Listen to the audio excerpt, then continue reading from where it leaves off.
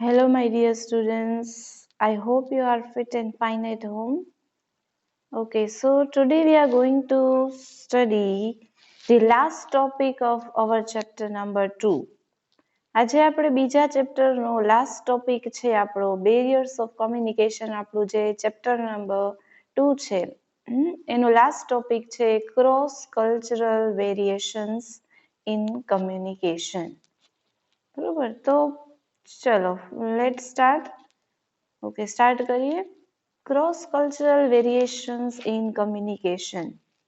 Now we know, હવે આપણે ખ્યાલ છે કે કમ્યુનિકેશનની મિનિંગ કહેવાની જરૂર નથી. હાઉ કે આપણે કઈ રીતે કમ્યુનિકેશન કરી શકીએ? Communication through words and second type is communication through symbols, right? That is verbal communication and non-verbal communication. Okay, at the last we are going to study the tips for writing the assignment in a good way. બસ સારી રીતે assignment લખવાના આપણે tips છે જે આપણે topic પૂરો થાય એના એન્ડમાં આપણે થોડીક ડિસ્કશન કરીશું. Okay, so cross cultural variation in communication is a topic in which we are going to discuss how the variations in culture affect the communication. આપણે આ ટોપિકમાં એ શીખવાના છીએ કે કમ્યુનિકેશનમાં અલગ અલગ કલ્ચરની વિવિધતા, અલગ અલગ સંસ્કૃતિની શું એવી વિવિધતાને લીધે કઈ રીતે આપણું કમ્યુનિકેશન અસર પામે છે. બરોબર, તો એ બાબત આપણે શીખવાના છીએ.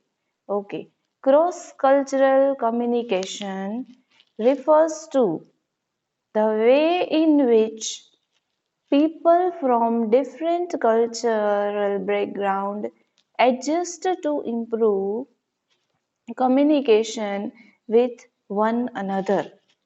See, ક્રોસ કલ્ચરલ કમ્યુનિકેશન કેને રિફર કરે છે, શેને દર્શાવે છે? It refers to the way in which people from different cultural background.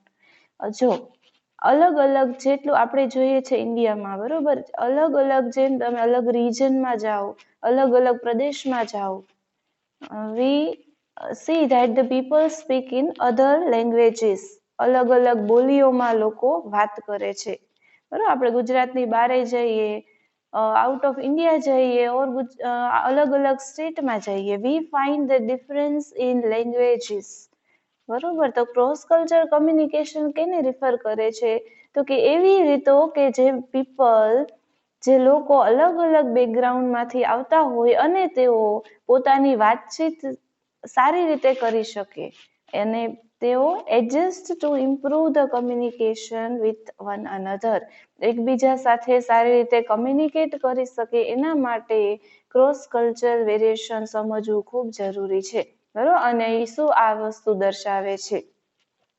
If you know, તમને ખ્યાલ હોય તો, બરોબર છે, આપણે ગુજરાતમાં પણ સુરતી બોલી, અમદાવાદમાં અલગ બોલીઓ હોય ગુજરાતી જ, but there is a minor difference in speaking. બરોબર, તો એવી જ રીતે આવી કલ્ચરલ વેરિએશન્સ છે, અલગ અલગ ભાષાઓનું વિવિધતા છે, એ આપણા કમ્યુનિકેશનને ખૂબ જ અસર કરે છે. Hence the communication between two or more cultural groups is called cross cultural communication. બરોબર, કમ્યુનિકેશન કે જે બે કલ્ચરલ ગ્રુપ વચ્ચે થતું હોય એને આપણે ક્રોસ કલ્ચરલ કમ્યુનિકેશન કહીશું. ક્લિયર? ફોર એક્ઝામ્પલ, પંજાબી લોકો છે, બરોબર છે, તે ગુજરાતી સાથે કમ્યુનિકેટ કરે છે, then it will become a cross cultural variation. Sometimes most of the times we do not understand the language of other people or other people of cultural background. અલગ અલગ કલ્ચરના સાંસ્કૃતિક ગ્રુપ ગમે તે લોકો હોય એની આપણે ભાષા સમજી શકતા નથી. તો અહીંયા શું થાય છે? આપણો કમ્યુનિકેશનની પ્રોસેસ છે એ હિન્ડર થાય છે, બરાબર, એટલે અવરોધાય છે. ચલો, to be a successful in any industry, organization need to understand communication pattern of employees, customers, investors and other audience. હવે કાંઈ પણ ઇન્ડસ્ટ્રી, કોઈ પણ ઇન્ડસ્ટ્રી માં આપણે સફળ થવું હોય, જો ઇન્ડસ્ટ્રીની જ વાત નથી બરોબર, પણ અલગ અલગ ક્ષેત્રની વાત છે, ગમે તે ફિલ્ડ હોય એમાં આપણે સક્સેસફુલ થવું હોય, there we need to understand the communication process, communication pattern. બરોબર, તમે ડોક્ટરી મેડિકલ ફિલ્ડમાં હોય તો એની ટર્મ્સમાં તમે કમ્યુનિકેટ કરો. if we work in a teaching field, there we use different kind of language, different kind of words, we use different terms of speaking, right? So ગમે તે ફિલ્ડમાં હોય, ઓર્ગેનાઇઝેશન, ધેટ મીન્સ કે જે કમ્યુનિકેટર છે, જે ઓર્ગેનાઇઝેશન છે, they need to understand communication patterns of employee. ઓર્ગેનાઇઝેશનમાં હોય તો એમ્પ્લોયી કયા બેકગ્રાઉન્ડમાંથી આવે છે, એ કઈ રીતે કમ્યુનિકેટ છે ને સમજવું ખૂબ જરૂર છે. Otherwise we cannot get enough production, we can not achieve the fixed task, right? Here also to the customers, if we are selling something, okay, or we have opened a shopping mall or something like that, here we need to deal with the customers in the way they understand, બરોબર, જે સમજે છે એની રીતના આપણે customer સાથે deal કરવું પડશે. તો અહીંયા પણ જે આપણે લેંગ્વેજનું નોલેજ આપણી પાસે હોવું જોઈએ. ઇન્વેસ્ટર્સ એન્ડ અધર ઓડિયન્સ, બરોબર, તો આ બધા વ્યક્તિઓ પાસે આપણે એની કમ્યુનિકેશન પેટર્નનો આપણે જો ખ્યાલ હોય તો સારી રીતે આપણે કમ્યુનિકેટ કરી શકીએ. One more example I would like to give. When we go for a long tour or for picnic at any famous place, right, so there we get the help of guide. If you have observed, જો તમે observe કર્યું હોય, if we go for Taj Mahal or many other famous places, બરોબર, તમારી પાસે guide, એક તમને ગાઈડની સુવિધા આપે છે. if તાજમહલ જાઓ કે કોઈ પણ એવી ફેમસ પ્લેસમાં જાઓ તમે, તો ત્યાં તમને ગાઈડ પ્રોવાઈડ કરે છે. What is the reason? એ તમને એની માહિતી આપે છે અને તમારા ફેમિલિયર લેંગ્વેજમાં, બરોબર, જે લેંગ્વેજમાં તમે સમજી શકો એમાં તમને બધી ડિટેલ્સ નોલેજ આપે છે, બરોબર. તો જો એ ગાઈડ જ ન હોય તો તમારે બધી માહિતી તમને જે આવડે છે એ લેંગ્વેજમાં ન પણ મળે, બરોબર. તો અહીંયા cultural variations, cross cultural variation સમજવું ખૂબ જ જરૂરી છે. all communication, whether verbal or non-verbal, use signs or symbols, are deeply embedded in culture.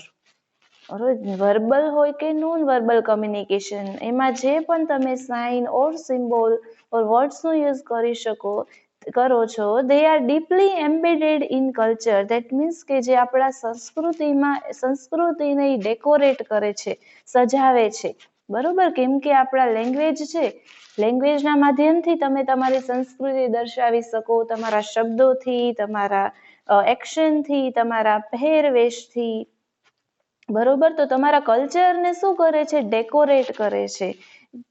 કોણ? તો કે verbal and non verbal communication, બરોબર. ચલો, આપણે ખ્યાલ જ છે, આપણે નોન વર્બલમાં જોયું હતું કે અલગ અલગ ટાઈપના વેસ્ટર્ન વેર હોય તો ખ્યાલ આવે તમને, અમુકના રિજનલ કોસ્ચ્યુમ્સ હોય, બરોબર. તો એનાથી આપણું કલ્ચરનું શું આપણે આઈડેન્ટિફાઈ કરી શકીએ કે આ સ્પેશિયલ કલ્ચરથી બિલોંગ કરે છે. ચલો, because of vast culture difference in a world, it is very difficult to communicate with all of them. કારણ કેનું શું કારણ છે આપણા ક્રોસ કલ્ચર કમ્યુનિકેશન ઉદ્ભવવાનું? તો કે there is a vast culture difference. અલગ અલગ, તમે જો ગુજરાતમાં જાઓ, ગુજરાતની બારે જાઓ, પંજાબમાં જાઓ, રાજસ્થાનમાં જાઓ, તો એની શું અલગ અલગ સંસ્કૃતિ પ્રમાણે તેઓ જીવતા હોય છે. અમુકની માન્યતા અલગ હોય છે, અમુકને બિહેવિયર, વર્તન અલગ હોય છે, બોલી અલગ હોય છે. તો શબ્દોની આ વિવિધતાને લીધે જે સંસ્કૃતિ, અલગ અલગ સંસ્કૃતિમાં અલગ અલગ શબ્દો વપરાય છે, તો એને લીધે દરેકની સાથે વાતચીત કરવું થોડુંક અઘરું બની જાય છે. Different culture contribute different views in non-verbal behavior. પણ હવે આવી બધી કલ્ચરલ આવી બધી સંસ્કૃતિઓ છે બરોબર કે એ અલગ અલગ પોતાના વ્યૂ પ્રદાન કરે છે નોન વર્બલ કમ્યુનિકેશનમાં, સોરી નોન વર્બલ બિહેવિયરમાં. તો આ જે શાબ્દિક બિહેવિયર નથી, અશાબ્દિક બિહેવિયર છે, એને સમજવા માટે આપણે સાંસ્કૃતિક આપણી અલગ અલગ સંસ્કૃતિ છે એને શીખવું પડે. ચલો એક એક્ઝામ્પલ જોઈએ. For example, the following of an O with index finger and thumb, which means okay, or good work in or good work. ચલો આપણે જનરલી આપણે થંબ દ્વારા આપણે આ રીતે આપણે બતાવ્યું, it is that means you have done good work, બરોબર. આ એક નોન વર્બલ કમ્યુનિકેશન છે. તો એના દ્વારા આપણે શું કઈ રીતે કમ્યુનિકેટ કરીએ છીએ, બરોબર. તો ઓ નો ઓકે આપણે એમ કહીએ છીએ, ઓલ ધ બેસ્ટ, તો એક સારી બાબત દર્શાવે છે in India. But in America may have insult meaning in other country. શું કહે છે તો અમેરિકામાં જો તમે ઓકે અથવા ઇન્ડેક્સ ફિગર તમે આ રીતે દર્શાવો, સો હિયર એનાથી ઇન્સલ્ટ ફીલ થાય છે, એનો અર્થ એક ઇન્સલ્ટિંગ વર્ડ છે આ. સમજાણું? તો એ કલ્ચરલ વેરિએશન છે એ કેટલું આપણા કમ્યુનિકેશનને અસર કરે છે. તો એક જ આપણા એક્શન છે એને લીધે મિસકમ્યુનિકેશન પણ પોસિબલ છે, બરોબર. ચલો એ નાવ આટલું ખ્યાલ આવી ગયો. ક્રોસ કલ્ચરલ કોમ્યુનિકેશન કોને કહેવાય? તો કે જે અલગ કલ્ચરલ બેકગ્રાઉન્ડ સાથે જે આપણે કમ્યુનિકેશન માટે એડજસ્ટ કરીએ છીએ એને આપણે ક્રોસ કલ્ચરલ વેરિએશન કહેશું. સોરી, કમ્યુનિકેશન કોને કહેશું? તો કે જે બે કલ્ચરલ ગ્રુપ્સ છે એના વચ્ચેની જે વાતચીત છે એને આપણે ક્રોસ કલ્ચરલ કમ્યુનિકેશન કહીએ છીએ. અને એનું ઇમ્પોર્ટન્સ આપણે જોઈએ તો ઇન્ડસ્ટ્રી કે ઓર્ગેનાઇઝેશન ગમે તે ફિલ્ડમાં આપણે સક્સેસફુલ થવું હોય તો આપણે ક્રોસ કલ્ચરલ વેરિએશનને સમજવું ખૂબ જરૂરી છે. એટલે કે કમ્યુનિકેશનની પેટર્ન, લોકો કઈ રીતે કમ્યુનિકેટ કરે છે સમજવું ખૂબ જરૂરી છે. ચલો એના પછી implication for verbal communication. Verbal કમ્યુનિકેશનમાં કઈ રીતે કલ્ચર ડિફરન્સ અસર કરે છે આપણે જોઈએ. India has both linguistic and cultural diversity.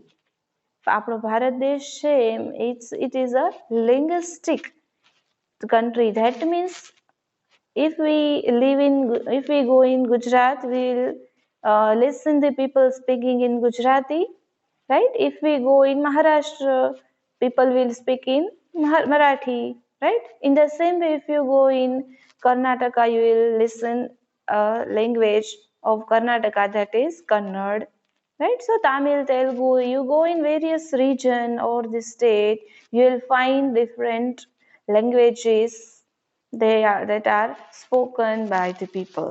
અલગ અલગ લોકો દ્વારા તમે અલગ અલગ ભાષાઓ બોલશો, ભાષા સાંભળશો, બરોબર. તો એ ભાષાકીય વિવિધતા આપણા દેશમાં છે. And cultural diversity, that means અલગ અલગ પ્રકારની સંસ્કૃતિ છે અલગ અલગ પ્રદેશમાં આપણે જોવા મળે છે, right? The people of Bengal have one pattern of behavior. They have their own culture and language.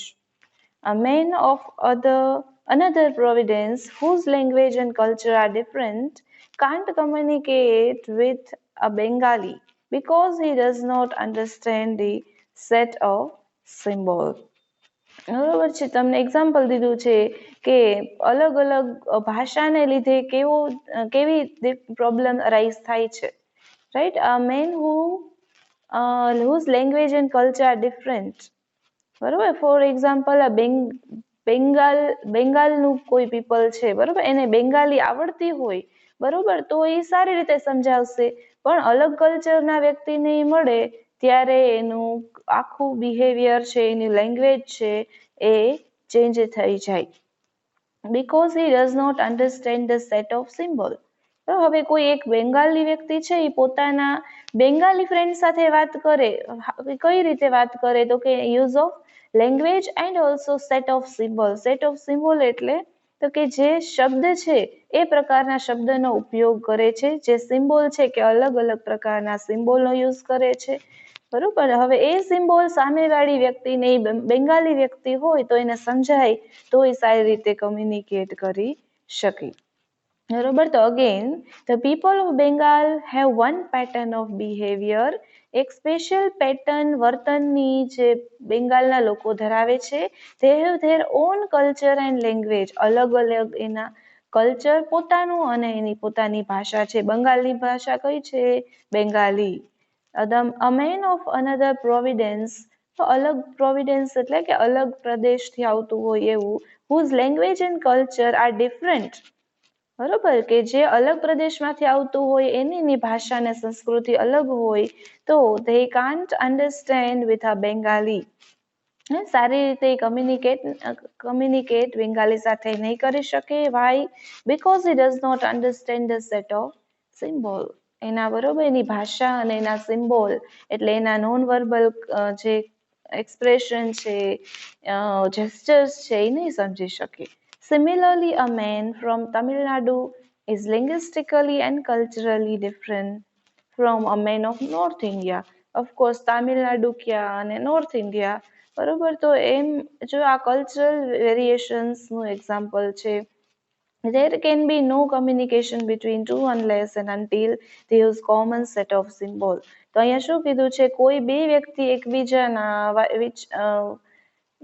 કમ્યુનિકેશનને નહીં સમજી શકે જ્યાં સુધી until and unless they use common set of symbol. જ્યાં સુધી તમે એના set of these symbols એટલે કે જેના જેસ્ચર્સ છે, એના એક્સપ્રેશન છે, જે કઈ રીતે વાત કરવાની ઢબ છે એ નહીં સમજી શકો ત્યાં સુધી તમે તમારું કમ્યુનિકેશન સંભવ નથી અને સારું કમ્યુનિકેશન થશે નહીં. બરોબર. તો કે વર્બલ કમ્યુનિકેશન આ રીતે કલ્ચરલ વેરિએશનમાં અસર કરે છે. ચલો, moving toward the next point, implication of non verbal communication. હવે નોન વર્બલ કમ્યુનિકેશનમાં કઈ રીતે ક્રોસ કલ્ચરલ વેરિએશન છે એ અફેક્ટ કરે છે. C, let's see in cross cultural communication the non verbal communication is very significant. Non verbal communication છે એ cross કલ્ચરલ કમ્યુનિકેશનમાં ખૂબ જ મહત્વ ધરાવે છે. સિગ્નિફિકન્ટ એટલે વેરી ઇમ્પોર્ટન્ટ. શું થાય? Very important. સારું મહત્વ, ખૂબ સારું મહત્વ ધરાવે છે. The world has a great linguistic and cultural diversity, but the dress and body language plays a crucial role in cross-cultural communication. So, we know without words, it's very difficult to communicate with one another. બરાબર. શબ્દ વગર આપણે communication કરવું અઘરું બની જાય છે because all the people do not understand or cannot communicate non-verbally. Right? All people do not understand our gestures, our expressions, that is non-verbally. બરોબર. તો અહીંયા શું કહે છે? World has a great linguistic and cultural diversity. શબ્દ છે એ ભાષાકીય મહત્વ ધરાવે છે અને વિવિધતા અને સાંસ્કૃતિક વિવિધતા પણ ધરાવે છે. But the dress and the body language, આપણા જે પહેરવેશ છે, ક્લોથ્સ છે, આપણા કોસ્ચ્યુમ છે, ડ્રેસ, આ શું છે? બધા નોન વર્બલ મેજરમેન્ટ છે. બરોબર. નોન વર્બલ પરિમાણ આપણે કહી શકીએ. તો ડ્રેસ અને આપણી બોડી લેંગ્વેજ છે they play a crucial role in the cross cultural communication. ક્રોસ કલ્ચરલ કમ્યુનિકેશનમાં બોડી લેંગ્વેજ આપણી છે, બોડી લેંગ્વેજ આપણે ખ્યાલ છે, the way we stand, the way we walk, the way how we use our hands, how we use our eyes, our fingers while we talk, right? How we sit in front of other people. So all these things, our outward appearance that is our clothes, dressing styles, and body language. They play a crucial role in cross cultural communication. અલગ અલગ ગ્રુપના લોકો સાથે આપણે વાત કરીએ ત્યારે આપણા કોસ્ચ્યુમ, આપણી બોડી લેંગ્વેજ છે એ ખૂબ જ મહત્વનો રોલ ભજવે છે. Shaking hands is a common practice among the Europe for greeting one another. હવે તો એક સપનું જ બની ગયું છે. Due to corona, we cannot shake our hand, right? Okay, so અહીંયા એક યુરોપની તમને આપેલું છે કે જ્યારે યુરોપમાં કોઈ લોકો મળે છે, ગ્રીટ કરે છે એકબીજાને, તો એના માટે they shake their hands. તો એક અલગ તમને વેરિયન્સ જોવા મળ્યું છે તમને. આપણે ઇન્ડિયામાં લોકો મળે તો આપણે નમસ્તે કરીએ છીએ, બરોબર. But if we see there is a variation, there is diversity in the culture of different countries. When people meet, they express their mutual emotions in different way. આપણે અલગ અલગ લોકો સાથે મળીએ તો એ પોતાના ઇમોશન્સ છે અલગ અલગ રીતે એક્સપ્રેસ કરે છે. The Japanese bows, જાપાનના લોકો છે Japanese, they bow, that means તેઓ નમે છે, માથું નમાવવું. તો જાપાનીઝ લોકો, તમે જાપાની મૂવીમાં જોયું હોય તો નમસ્તે કરવા માટેની એની રીત થોડીક અલગ છે. જાપાનીઝ બોઝ એટલે નમવું. The Western people shake hands and the Muslims say salams. Western people છે, વિદેશી લોકો છે, તેઓ હાથ મિલાવે છે એન્ડ મુસ્લિમ સેઝ સલામ, મુસ્લિમ લોકો છે એ સલામ કહે છે. તો આ એક ગ્રીટિંગ કરવાની લોકોની કલ્ચર છે એ અલગ અલગ છે. The Chinese make a grave motion of the hand, એટલે ચાઇનાના લોકો અલગ રીતે હાથની મૂવમેન્ટ દ્વારા ગ્રીટ કરે છે. Different culture have different views, just as Indian people may think that the Western custom of shaking hands seems rustic or coarse. Similarly, Western custom of kissing seems an unintelligible or indecency to the Japanese. See, હવે Indian કલ્ચરની વાત કરીએ તો Indian people May think that western custom of shaking hands seems rustic. હવે આપણા Indian લોકો એવું વિચારે છે કે આપણે હાથ મિલાવવું એક ગામડિયા પ્રથા છે, ધેટ મીન્સ કોઈ ગામડાના લોકો હોય તો હાથ મિલાવે, અથવા એક અસભ્ય ભાવના જેવું ઇન્ડિયન લોકો બિલીવ કરે છે, બરોબર. Similarly western custom of kissing seems an unintelligible or undecency to the Japanese. હવે વેસ્ટર્ન કસ્ટમમાં છે જે અમુક લોકો એકબીજાને કિસ કરીને ગ્રીટ કરે છે, તો એ અનઇન્ટેન્જેબલ ઓર અનડિસેન્સી ફીલ કરાવે છે. જાપાનીઝના લોકો છે એ કઈ રીતે ગ્રીટ કરે છે? તે શેક હેન્ડ્સ. જનરલી આપણે ઇન્ડિયામાં પણ એવું જ કરીએ છીએ, આપણે નમસ્કાર કરીએ છીએ. તો હવે જાપાનીઝ લોકો માટે એક વેસ્ટર્ન કલ્ચર છે એડોપ્ટ કરવું અઘરું બની જાય છે.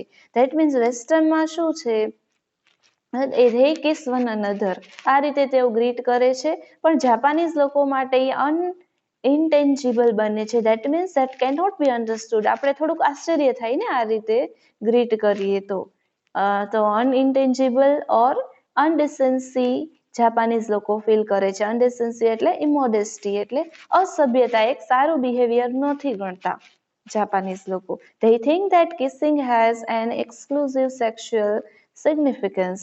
તો તેના માટે જાપાનીઝ લોકો માટે આ બિહેવિયર કરવું સારું નથી લાગતું અને એનું ઇમ્પોર્ટન્સ વધારે નથી આપતા.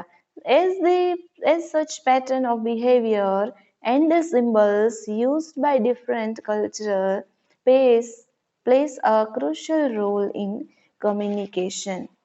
તો આ રીતે અલગ અલગ વર્તન છે, આપણા શબ્દો છે એ વર્બલી આપણે કહી શકીએ, પણ આપણું બિહેવિયરની પેટર્ન છે એટલે આ નોન વર્બલ બિહેવિયરની વાત થાય છે. And the symbols that are used by different cultural people plays a very crucial role in communication. આપણા કમ્યુનિકેશનમાં વેરી ઇમ્પોર્ટન્ટ રોલ ભજવે છે આપણા બિહેવિયર અને એની સાથે સેટ ઓફ સિમ્બોલ્સ. બરોબર. તો અહીંયા આપણે શું સમજવું જરૂરી છે કે આ જો કલ્ચરલ વેરિએશન માટે કોમન સેટ ઓફ સિમ્બોલ ખૂબ જરૂરી છે. ધેટ મીન્સ કે જે જેસ્ચર્સ અથવા જે એક્સપ્રેશન આપણે આ યુઝ કરતા હોઈએ, જે કોમનલી એડપ્ટ કરતા હોઈએ, બરાબર. એક્ઝામ્પલ આપણે અહીંયા આવો આપણે વેલકમ કરીએ છીએ લોકોને, આવો શબ્દ છે એ સામેવાળી વ્યક્તિને સમજાતો હોય, બરાબર. જે નમસ્તે આપણે કરીએ છીએ એ સામેવાળી વ્યક્તિને સમજાવવો જોઈએ, તો એ કોમન સેટ ઓફ સિમ્બોલ આપણે કહી શકીએ. હવે નમસ્તે છે એ સામેવાળીને, હવે તો ખ્યાલ છે આપણા આખા વર્લ્ડમાં નમસ્કારનો કોન્સેપ્ટ ફેમસ થઈ ગયો છે, બરોબર. તો આવા સિમ્બોલ્સ છે, આવા જેસ્ચર્સ છે, આવા એક્શન છે એ સામે એનું સ્ટડી કરવું, કે જે કોમનલી એડપ્ટ થતા હોય એ સમજવું આપણે ખૂબ જરૂરી છે. તો આપણે નોન વર્બલ કમ્યુનિકેશન સારી રીતે અલગ અલગ કલ્ચરના લોકો સાથે કરી શકીશું. ઓકે, તો આજે આપણે શું શીખ્યું? વર્બલ અને નોન વર્બલ કમ્યુનિકેશનમાં કલ્ચરલ વેરિએશન કઈ રીતે આપણે ઇમ્પ્રૂવ કરવું જોઈએ, કઈ રીતે એ અફેક્ટ કરે છે આપણા કમ્યુનિકેશનને, એ આપણે જોયું. અને એની પહેલા આપણે કોને ક્રોસ કલ્ચરલ કમ્યુનિકેશન કહેવાય એ પણ ડિસ્કસ કર્યું. ઓકે, ચલો તો હવે હું થોડુંક તમને અસાઇનમેન્ટનું કહી દઉં. ઓકે, તો હવે તમે અસાઇનમેન્ટ શું કામ ને તમારી પાસે લખાવીએ છે? વાય, શા માટે અસાઇનમેન્ટ? તો કે for your exam preparation. Why? For exam preparation.